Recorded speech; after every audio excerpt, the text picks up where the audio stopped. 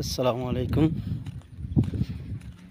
সকলোলৈ পবিত্ৰ ঈদ উল আজহাৰ আন্তৰিক শুভেচ্ছা আৰু অভিনন্দন জ্ঞাপন কৰিলোঁ। আচলতে যোৱা দুদিন ঈদৰ বিভিন্ন ব্যস্ততাৰ কাৰণে কোনো ধৰণৰ ভিডিঅ' আপলোড কৰিব পৰা নাই আৰু আপোনালোকক ঈদৰ শুভেচ্ছাও জনাব পৰা নাই, অলপ পলম হৈছে। আশা কৰোঁ সকলোৰে ঈদ উল আজহাৰ খুব ভালে গৈছে, আনন্দ ফূৰ্তিৰ মাজত দিন গৈছে।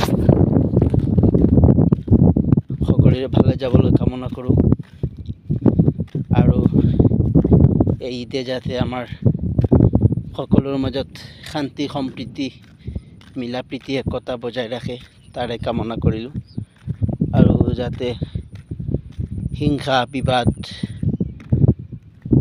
আদি সকলোখিনি চিৰকালৰ কাৰণে আমাৰ মাজৰ পৰা মুচি যায়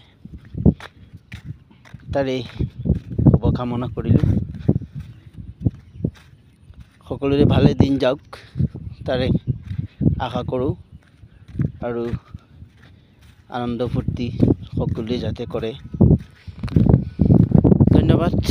এইখিনিতে আৰু এটা কথা, ঈদৰ আনন্দৰ মাজত যাতে অন্য কোনো মানুহৰ ক্ষতি নহয়, কাৰণ ঈদ উল আজহা হৈছে আমাৰ কাৰণে কুৰবানীৰ ঈদ আৰু এই কুৰবানীৰ ঈদত আমি কোনোবাই গৰু কুৰবানী, কোনোবাই ছাগলী কুৰবানী, কোনোবাই উট দুম্বা বিভিন্ন ধৰণৰ বস্তু কুৰবানী দিয়া হৈ আছে, যিখিনি আমাৰ ইছলামত জাইজ কৰি দিয়া হৈছে।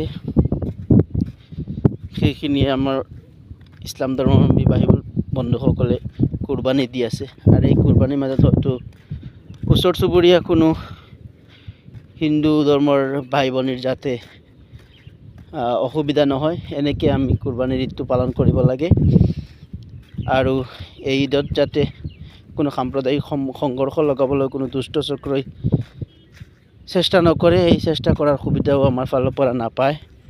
আমি এনেকৈ কেয়াৰফুলিৰ মাজত দিন পাৰ কৰা প্ৰয়োজন, কিয়নো কিছুমান দুষ্ট চক্ৰ আছে যে সাম্প্ৰদায়িক সংঘৰ্ষ লগাই আমাৰ এই খাতামপুৰুষীয়া বন্ধুত্ব আৰু মিলা প্ৰীতি একতা বিনষ্ট কৰিবলৈ চেষ্টা কৰে।